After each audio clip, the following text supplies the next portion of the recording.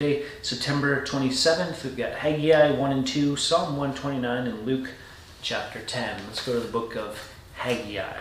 You might take a moment to try to find that book. It's very short. It's near the end of the Old Testament. There's your clues for today. And time period-wise, it's what's happening in Ezra. And so it's pertinent for us to read reading this as we've been starting in the book of Ezra here.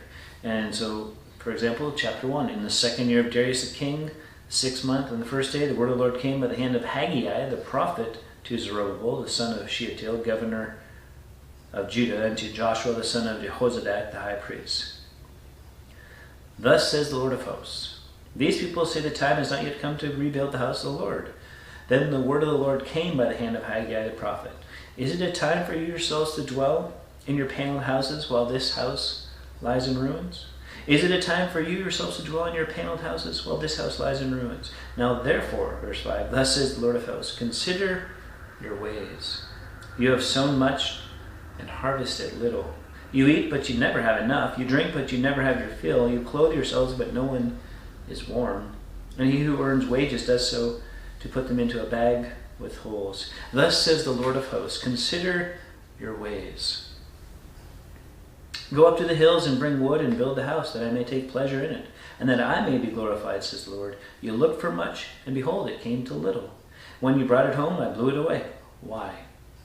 Declares the Lord of hosts. Because of my house that lies in ruins. While each of you busies himself with his own house. Therefore the heavens above you have withheld the dew, and the earth has withheld its produce. I have called for a drought on the land and the hills, on the grain, the new wine, the oil, and what the ground brings forth, on man and beast, and on all their labors. You've given in to the words who say it's not time to build the house to the Lord. And God says it is time. And you spent your time building and thinking of yourselves, and consumed with your own things, and not with the house of the Lord. And so here's what's going to happen. There's going to be a famine. There's going to be a drought. There's going to be problems because you haven't done the thing that was before you. It's an interesting thing. Like, you listen to the wrong voices, in other words. It's so easy to do. Why? Because those voices, the voices of culture and of the world and the enemy and our friends, will be what? For comfort, for ease, for yourself, and all those things. And there's elements that are true in and of all those things, right? They needed homes for themselves. They needed to provide for themselves. And yet, what God seems to be saying here is when you don't put me first, it's going to make your own ways even more difficult. When you put him first, that's when the blessing comes. Again, it's not a buy one, get one. It's not a do this and God will bless you unbelievably and it's not like that.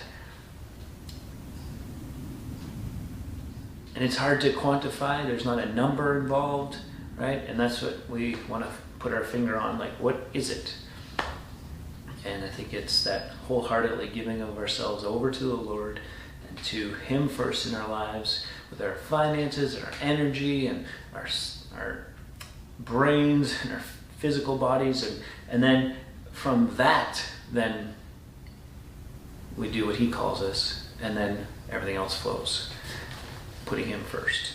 And the people agreed, right? They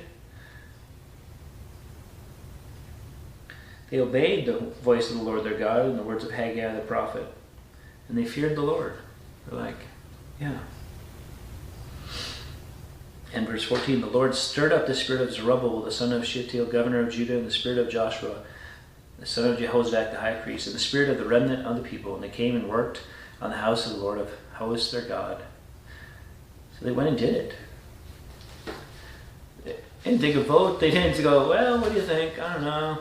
No, they recognize, we need to be doing this. We need to put God first. And I don't know what that looks like in your life right now. The Lord knows. And so, are you putting him first? And as we think about it as a church, again, Old Testament, New Testament covenant, very different. I'm excited to see what it's going to look like when we just give ourselves fully to the Lord in every area and watch and see how He works and moves in our lives personally and corporately. Until next time, keep growing little by little.